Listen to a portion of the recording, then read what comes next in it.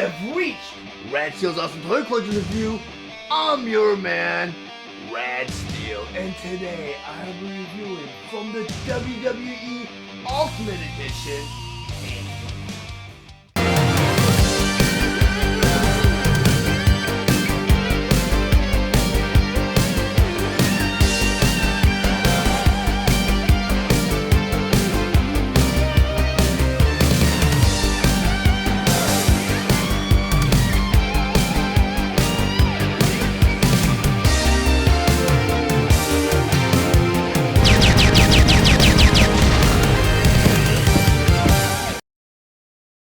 WWE Ultimate Edition Kane. But before I get into the actual review, I just want to go over some of the spectacular details on the packaging. Up front here, a typical display window showing you both the figure and all of his accessories inside. Then on the side of the box here, very top you have the WWE logo, you have a picture of Kane. Then on the other side here, you have WWE Ultimate Edition Kane. Then on the back of the box here, you have a picture of the actual figure, and below that you have an actual picture of Kane. Then over here you have a profile saying that his height is 7 feet, he hails from parts unknown, his finisher is the Tombstone, and career highlight is he is a former WWE champion. Then down here it says, who had the most impactful debut in WWE history? It's gotta be Kane. The big red machine rose from the ashes to extract revenge on the man who left him burned and forgotten, his brother, Undertaker. Kane ripped off the cage door and burned a hole through the dead man's soul. WWE Ultimate Edition Kane. Kane was released on December 15th, 2021 with the suggested retail price of $32.99, and he's available at all major retailers. Kane was released along with other WWE Ultimate Edition Wave 11 figure, Undertaker. Kane has over 30 points of articulation for true-to-life, authentic posability.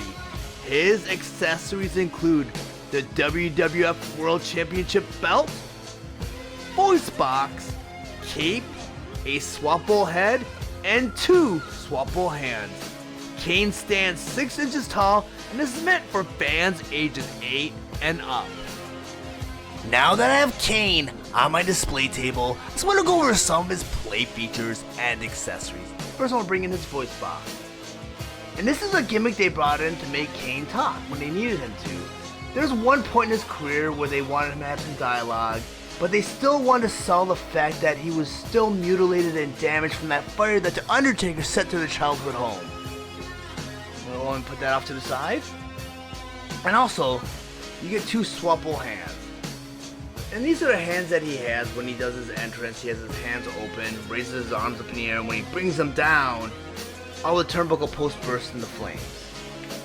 And also, when he brings his head down and swings it up, you get this. Get all the hair out of his face, and it's really nicely detailed. I mean, they got all the straps around the mask. The one around his chin, you can still see some of his beard right there. You see the eye color. And from what I can remember, the Kane actually had one blue eye. I'm not sure if they actually got that in there, but that's a really small detail because they painted the black around the eye. But if they did, kudos to them, but he's supposed to have one blue eye. And I can't really see it. My eyesight's kind of going on me, so can't really tell from this point or vantage point. And you also get the championship belt. And this belt right here was very short-lived. I do remember them bringing this in when Stone Cold first won the championship, and they retired it when I think Chris Jericho unified 2 championships and made it the Undisputed Championship. And that's what this championship was part of that unification. I want to go ahead and put that around Kane's waist, and I know he had the championship for like 1 day under this gimmick. He won it from Stone Cold, and I think he lost it the next day or something. My memory doesn't really serve me that well. It was quite a long time ago, and since then, title chances were like very rampant back then.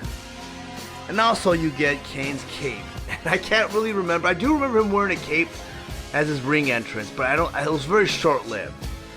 So I'm gonna go and put that on because it's really nicely done. It's not my thing though. I don't really dig that Kane or a cape. I'm kind of glad he dropped it after time. Actually, I'm gonna go and pull his head off and put the cape on because it's not really working out for me too well. But it's a little Velcro in the front right here. You put it right on. That. I'm gonna go ahead and pop his head back on.